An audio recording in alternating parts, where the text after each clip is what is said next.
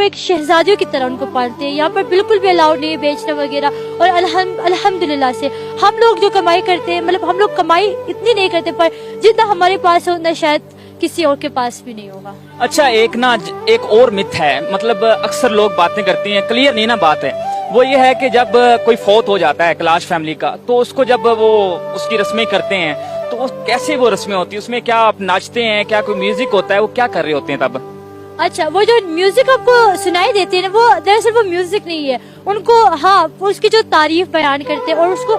जो आप आए थे गए हो और इसके बाद हमारी बारी है, इसको मतलब एक लिरिक्स की तरह इसको मतलब एक इसको थीम दी जाती है, जिसकी वजह से ऐसा लगता है कि ये सॉन्ग गा रहे हैं, पर ये दरअसल ये सॉन्ग नहीं है। अच्छा, जितने लोग हमें देख रहे हैं उनको कोई आप मैसेज दे दें, कोई मैसेज देना चाहेंगे आप?